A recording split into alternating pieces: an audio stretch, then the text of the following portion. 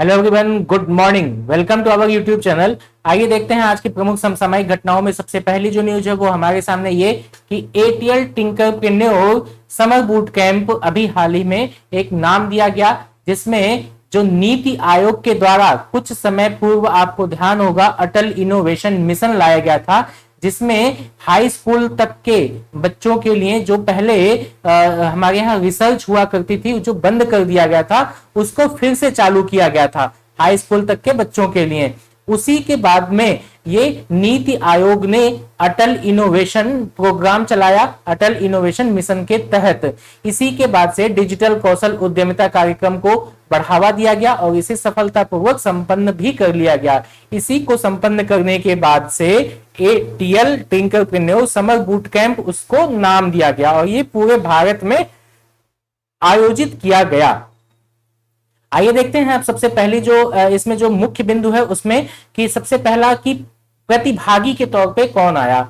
वो वही जो हमने आपको बताया कि हाई स्कूल तक के जो छात्र थे उनके लिए ये प्रोग्राम डिजाइन किया गया था और ये जो है 32 राज्यों में 298 जिलों में लगभग 9000 से अधिक बच्चे इसमें प्रतिभागी हुए थे, जिसमें 4000 महिलाएं थी, यानी कि 5000 पुरुष और 4000 महिलाएं। इस तरीके से टोटल जो है लगभग 9000 की संख्या बनी थी और जिन्हें 4.5 लाख से मतलब एक जो है लाइव विशेषज्ञ स्पीकर के द्वारा इसको प्रकाशित किया गया था, जिससे 4.5 लाख से ज्यादा लोग इसे देखे और 30 से अधिक डिजिटल व्यावसायिक कौशल प्रदान किए गए। तो यही था हमारा एटीएल टिंकरप्रेन्योरशिप बूट कैंप। अब इसकी कार्यक्रम की अवधि क्या थी? ये 31 मई 2021 से लेकर के 1 अगस्त 2021 तक, यानी कि मई आपका जो है 31 मई था, जून जुलाई 2 महीने का ये पूरा प्रोग्राम था, तक 9 सप्ताह तक ये प्रोग्राम चला है। इसमें उपस्थित लोगों ने एक व्यावसायिक विचार विकसित करने और एक नया व्यवसाय स्थापित करने के लिए एंड टू एंड रणनीति बनाने में सक्षम बनाया है इसको। तो यही था हमारा एटीएल टिंकरप्रेन्योर बूट कैंप। अब इसमें प्रतिभागियों ने सीखा क्या क्या है वो भी तो हमको जान लेना चाहिए। आखिर ये प्रोग्राम चला तो किसने चलाया वो हमने देख लिया, क्या क्या कौन कौन से प्रतिभागी भाग लिए वो भी देख लिए। तो इसमें क्या सीखा गया बच्चों के द्वारा? तो उसमें सबसे पहली चीज कि प्रशिक्षण के दौरान प्रतिभागियों ने डिजिटल कौशल हासिल किया, ठीक है। उसी के साथ में डिजिटल उत्पाद के आसपास एक व्यवसाय मॉडल का निर्माण करना और उसका विकास किया। मार्केटिंग योजना कैसी होनी चाहिए ये भी सीखा। उसी के साथ में ऑनलाइन स्टोर डेवलपमेंट कैसे किया जाए उसको भी सिखाया गया। उद्योगों के विशेषज्ञों के सामने अपना परिचय प्रस्तुत करके कॉर्पोरेट वित्त और लाभ के बारे में उन लोगों ने सीखा। तो ये था प्रतिभागियों के द्वारा सीखा गया जो मतलब जो उनके द्वारा कौशल सीखा गया था उसके बारे में। अब आइए देखते हैं इसका उद्देश्य क्या था। इसका उद्देश्य स्वाभाविक सी बात है कि बदलती हुई दुनिया और बदलती हुई सोच के हिसाब से हमको बदलते हुए अपने व्यवहार को भी प्रदर्शित करना होगा। तो सेम चीज उसी चीज को अपनाने के लिए क्या किया गया, एक नए सोच को प्रदान करने के साथ साथ छात्रों को एक आइडिया को बिजनेस में परिवर्तित करने पर केंद्रित किया गया था। अब आइए देखते हैं अगली जो न्यूज है वो हमारे सामने ये कि अमेरिका ने क्यूबा कहां पर है? क्यूबा जो है नॉर्थ अमेरिका, आप मैप में देखेंगे तो उसमें एक छोटा सा एक मिलेगा एक राज्य क्यूबा, ठीक है। राज्य कहने का मतलब है देश, ठीक। तो अमेरिका ने क्यूबा के पुलिस बल और नेताओं पर प्रतिबंध लगा दिया है। क्यों लगाया भैया? आइए उसको भी देख लेते हैं। कुछ ना कुछ तो बात रही होगी तभी जो है प्रतिबंध लगाया है। तो उसमें क्या है कि देश की जो कम्युनिस्ट सरकार के खिलाफ क्यूबा ने हाल ही में जो प्रदर्शन वहां पे हो गए थे, तो इसी सबको देखते हुए 2 नेताओं पर प्रतिबंध लगा दिए। अब उसमें क्या होता है आइए मुख्य बिंदु को भी देख लेते हैं। इसमें सबसे पहले तो हजारों जो प्रदर्शनकारी हैं भोजन और बिजली की कमी के साथ ही साथ जो कमजोर अर्थव्यवस्था हो गई है, जिससे जो है निराश होकर के वो सड़कों पर उतर आए हैं। स्वाभाविक सी बात है पिछले 2 साल से जब से कोरोना स्टार्ट हुआ है तब से ऐसी स्थिति पैदा हो गई है लोगों के सामने कि भोजन और बिजली तो बहुत दूर की चीज है, जब अर्थव्यवस्था जेब में मतलब अर्थव्यवस्था जेब में का मतलब ये है कि जब पैसे ही जेब में नहीं रहेंगे तो फिर कहीं ना कहीं व्यक्ति हताश होगा, निराश होगा और वो कुछ भी करने को तैयार हो जाएगा। तो ऐसी स्थिति जब पैदा हो गई जिसकी वजह से लोग सड़कों पर उतर गए। इसके बाद क्या किया, अमेरिका के जो राष्ट्रपति अभी वर्तमान समय में बने हैं जो बाइडेन साहब, ये क्या किए, क्यूबा नेताओं के साथ बैठक में कहे कि जब तक क्यूबा में आमूलचूल परिवर्तन नहीं होता है तब तक ये प्रतिबंध लगा दिए जाएंगे। और इसी के साथ में जो अमेरिका की ट्रेजरी विभाग है उसने क्यूबा के खिलाफ नवीनतम प्रतिबंधों की घोषणा करते हुए यह बता दिया कि क्यूबा में 11 जुलाई से शुरू हुए शांतिपूर्ण विरोध पर कार्रवाई की प्रतिक्रिया थी ये। उसी के साथ में दशकों में, देखिए अगला बिंदु, दशकों में क्यूबा सरकार के खिलाफ सबसे बड़े विरोध प्रदर्शन में शामिल होने के लिए हजारों क्यूबाई लोग सड़कों पर उतर आए और प्रदर्शनकारियों ने वस्तुओं की कमी, बिजली की कटौती, नागरिक स्वतंत्रता पर प्रतिबंध और सरकार के द्वारा कोरोना वायरस महामारी से निपटने के खिलाफ विरोध प्रदर्शन भी इन लोगों ने किया। अच्छा, किस पर प्रतिबंध लगाया गया वो भी देख लेते हैं। क्यूबा के पुलिस प्रमुख जो हैं ऑस्कर कैलेजस वेलकॉर्स और उनके डिप्टी एडी हैं सियरा एरियस के साथ साथ द्वीप की पुलिस पर बल पर उस पर अमेरिकी प्रतिबंध लगा दिए गए हैं। अच्छा, अन्य जो प्रतिबंध लगाए गए मतलब कुल मिला जुला के जो शांतिपूर्ण प्रदर्शन के बलपूर्वक दमन के लिए क्यूबा के जो रक्षा सचिव कम्युनिस्ट विशेष बल ब्रिगेड पर भी प्रतिबंध लगा दिया गया था। तो जो वहां के अधिकारी थे उसके द्वारा दमन बहुत ज्यादा किया जा रहा था क्यूबाई लोगों का। इसी सबको देखते हुए अमेरिका ने उन सब पे प्रतिबंध लगा दिया। तो ये थी हमारी दूसरी न्यूज। अब चलते हैं अपने अगले न्यूज की तरफ। भारत और चीन के बीच में एक बैठक हो रही है। कौन सी? 12वें दौर की ये बैठक है जिसमें सैन्य स्तरीय वार्ता आयोजित की गई है। आइए देखते हैं इसमें क्या होगा है, इस बैठक में क्या चीजें सामने आती हैं, कौन किस मुद्दे पर बात करते हैं, देखते हैं। इसमें सबसे पहले तो पूर्वी लद्दाख वाला मामला आप लोगों को मालूम है कि हमेशा हाईलाइट रहता है हाईलाइट में। तो पूर्वी लद्दाख में 14 महीने से चल रहे गतिरोध को समाप्त करने के लिए और इस प्रक्रिया को आगे बढ़ाने के लिए भारत और चीन ने एक उच्च स्तरीय सैन्य वार्ता की शुरुआत की है। अब इसमें मुख्य बिंदु क्या है वो भी देख लेते हैं। एलएसी के जो चीनी पक्ष में मोल्दो सीमा है उसकी चौकी पर 12वें दौर की बैठक हो रही है। ये ध्यान दीजिएगा, कहाँ बैठक हो रही है? मोल्दो में बैठक हो रही है, ये ध्यान दीजिएगा, ठीक है, इसको याद भी रखिएगा। गोगरा और हॉट स्प्रिंग्स में अलगाव को लेकर के हो रही इस बैठक में भारत को सकारात्मक नतीजे की उम्मीद भी देखने को मिली है। इसमें क्या होगा है कि 3.5 महीने से अधिक के अंतराल के बाद ये बैठक हो रही है।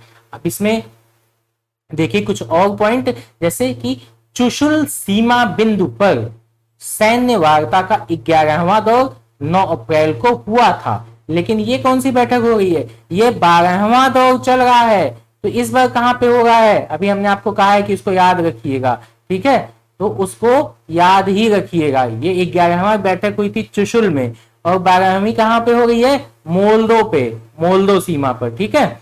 सेना का 12वां दौर 2 सप्ताह से अधिक समय से चल रहा है, ठीक। विदेश मंत्री हमारे जो जयशंकर साहब और चीनी विदेश मंत्री हैं वांग यी, ये लोग दृढ़ता से कहे कि पूर्वी लद्दाख में मौजूदा स्थिति के विस्तार का स्पष्ट रूप से द्विपक्षीय संबंधों पर नकारात्मक प्रभाव पड़ रहा है। स्वाभाविक सी बात है, नकारात्मक प्रभाव तो पड़ेगा ही जब एक ही सीमा बिंदु है और दोनों लोग आपस में लड़े पड़े हैं कि ये हमको चाहिए, ये हमको चाहिए। स्वाभाविक सी बात है, जब भारत का है तो भारत को दो ना है। चाइना वाले फालतू जो है अपने जनसंख्या बढ़ाए पड़े हैं और भारत में घुसने की कोशिश कर रहे हैं। तो जो है जनसंख्या बनाने में उसमें नहीं कमी कर सकते हैं। अभी तक 2 बच्चे थे, अब 3 बच्चे की अनुमति देने जा रहे हैं, तो उसमें भी कमी करते रहो, अपने क्षेत्र में जहां हो बने रहो। चलिए देखते हैं इसमें विदेश मंत्रियों की द्विपक्षीय बैठक हो गई है, इसमें क्या कहा जा रहा है। अब इसमें यह कहा जा रहा है कि जो 14 जुलाई को ताजिक की राजधानी है दुशांबे, वहां पे एससीओ मतलब संघाई सहयोग संगठन, ठीक है, इसके बारे में हम लोग आपको बता चुके हैं कई बार, ठीक। अगर नहीं आपको याद होगा तो पिछला वीडियो देखिएगा, वो आपको न्यूज मिल जाएगा इसमें एससीओ के बारे में पूरा डिटेल में, कब इसकी स्थापना हुई है, कौन कौन से देश इसमें है, इसके मतलब जो है मुख्यालय कहाँ पे है, ये सब चीजें मिल जाएंगी आपको। उसी के साथ में दोनों विदेश मंत्रियों ने 1 घंटे की द्विपक्षीय बैठक की। इस बैठक के दौरान जयशंकर मतलब माननीय जयशंकर जी ने हाँ, उन्हें बताया कि एलएसी के साथ यथास्थिति भारत के द्वारा स्वीकार नहीं की जाती है और यह कि व्यापक संबंध केवल पूर्वी लद्दाख में शांति और शांति की पूर्ण बहाली के बाद ही विकसित हो सकते हैं। स्वाभाविक सी बात है, जब तक हमको पूरा नहीं मिलेगा तब तक शांतिपूर्ण तरीके से तो कोई शांति से नहीं बैठने वाला है। चलिए अगली न्यूज पे देखते हैं। इटली ने G20 संस्कृति मंत्रियों की बैठक की मेजबानी की है। अब इसमें है क्या, G20 संस्कृति मंत्री, ठीक। पहली बात तो देखिए ये है भारत की जो संस्कृति मंत्रालय की हेड, ठीक। अब इसके साथ में ही 29 और 30 जुलाई को ये रोम में, कहाँ है रोम, इटली में, ठीक है, पहली जो है G20 संस्कृति मंत्रियों की बैठक आयोजित की गई थी। इस बैठक की अध्यक्षता कौन किया था, इटली ने ही किया था, ठीक। अब आइए अगला देखते हैं, इसके जो मुख्य बिंदु हैं वो क्या है। पहली चीज तो कि कोलोसियम के मंच पर ये शुरू होती है। दुनिया की 20, जैसा कि नाम से ही पता चल रहा होगा G20 है तो 20 देश के लोग शामिल होंगे। तो 20 सबसे बड़ी अर्थव्यवस्थाओं के संस्कृति मंत्री और 40 उच्च स्तरीय सांस्कृतिक प्रतिनिधि मंडलों ने इसमें बैठक में भाग लिया है। इसमें हो क्या रहा है कि इतालवी प्रधानमंत्री मारियो ड्रैगी और संस्कृति मंत्री डारियो, क्या नाम है, फ्रांसेचिनी, और यूनेस्को के जो महानिदेशक हैं ऑड्रे अजोले, ये तीनों लोग इसमें भाग लेते हैं। साथ में ही OECD, यूनेस्को, भूमध्य सागरीय संघ, यूरोपियन परिषद, ICOM, ICCROM और ICOMOS, इंटरपोल, UNODC, विश्व सीमा शुल्क संगठन WCO ने इन बैठकों में भाग लिया। इसको याद करने की आवश्यकता नहीं है, बस इतना ध्यान दीजिएगा कि भारत भी इसमें भाग लिया था, ठीक है। अब इसके साथ देखिए मुख्य जो विषय हैं, किस विषयों पर वार्ता हुई है वो देख लेते हैं। रोम में चर्चा हुई तो पहले मैं बता चुके हैं आपको। सांस्कृतिक और रचनात्मक क्षेत्र को संतुलित विकास के इंजन के रूप में संरक्षित और बढ़ावा देने, जो टिकाऊ भी है। ये भी स्वाभाविक सी बात है, जब संस्कृति मंत्रालयों की बैठक हो रही है तो क्या होगा, वहां पे सांस्कृतिक और रचनात्मक मुद्दों पर ही बात होगी। दूसरी कि प्राकृतिक आपदाओं पर भी बात हुई है, पर्यावरणीय गिरावट और जलवायु परिवर्तन पर भी बात हुई है, तोड़ फोड़ लूटपाट पर भी बात हुई है, सांस्कृतिक संपत्ति में अवैध तस्करी सहित जोखिमों से सांस्कृतिक विरासत की रक्षा करना, इन सब चीजों की भी बात हुई है। कल के न्यूज में हमने आपको बताया था कि हमारे समंदर की मूर्ति वापस की जा रही है, किस देश के द्वारा, ये कमेंट बॉक्स में आप हमको बताइए। समंदर की जो है जो मूर्ति वापस की जा रही है, किस देश से वापस की जा रही है, ये ऑस्ट्रेलिया से वापस की जा रही है। तो ऑस्ट्रेलिया से कितनी मूर्तियां वापस की जा रही हैं, ऑस्ट्रेलिया से 14 मूर्तियां वापस की जा रही हैं। तो ये 14 मूर्तियां कब की हैं, समंदर की, कब की, 12वीं शताब्दी की मूर्ति हैं, काकतीय वंश की, ठीक है। तो ये हमने आपको कल के न्यूज में बता दिया था, ठीक। अब आइए आगे देखते हैं उसी में डिटेल में। इससे पहले इसको इरेज कर देते हैं वरना आप लोगों को समझ में थोड़ा सा कम आएगा। चलिए इसमें क्या है कि सांस्कृतिक और रचनात्मक क्षेत्रों में डिजिटल और तकनीकी परिवर्तनों को बढ़ावा देने के लिए ये किया गया है। चलिए इसमें अब तक अगला देखते हैं। समकालीन दुनिया की जटिलता और सांस्कृतिक क्षेत्रों की चुनौतियों का सामना करने के लिए उसके प्रशिक्षण के माध्यम से क्षमता का विकास करना है। संस्कृति के माध्यम से जलवायु परिवर्तन पर संयुक्त वक्तव्य भी दिया गया है। अब सभी लोगों की क्या बात होती है, निष्कर्ष के तौर पर क्या निकलता है कि वही G20 मतलब 2021 की पूर्ण अध्यक्षता ग्रहण की और 30 और 31 अक्टूबर को रोम में G20 लीडर्स समिट की मेजबानी करेगा। तो ये हो गई हमारी ये भी न्यूज। अब देखते हैं अपनी अगली न्यूज को। इसमें हमारे वाइस एडमिरल SN घोरमडे ये नौसेना के नए उप प्रमुख बना दिए जाते हैं, ठीक। अब आइए इसमें देखते हैं इनके बारे में डिटेल में। पहली बात तो मुख्य बिंदु क्या है, मुख्य बिंदु में बस इनका इतना ध्यान दीजिएगा कि इनकी नियुक्ति इतनी हुई थी 1 जनवरी 1984 को। साथ में इन्होंने एक काम किया था और राष्ट्रपति के द्वारा इनको अति विशिष्ट सेवा मेडल मिल चुका है। 2007 में इनको नौसेना मेडल मिल चुका है और इन्होंने कई जगहों पे काम किया है, जैसे INS ऐरावत को बचाने के लिए इन्होंने काम किया, ठीक है। उसी के साथ में ऑपरेशन समुद्र सेतु सेकंड में इन्होंने हिस्सा लिया था, हाँ। और उसी के साथ में मतलब सालेट मत सेकंड में इन्होंने जो है इसको वहां से बचाया था। तो इस तरीके से इनका काम था इस समय बस इतना ध्यान देने की आवश्यकता है, जो घोरमडे साहब हैं तो इनको वाइस एडमिरल बना दिया गया है। तो इतना, या ये चीज नियुक्ति वाले जो पोर्शन पूछे जाते हैं यूपीपीसीएस के एग्जाम में, तो वहां ये ध्यान दीजिएगा, ये क्वेश्चन बन सकता है।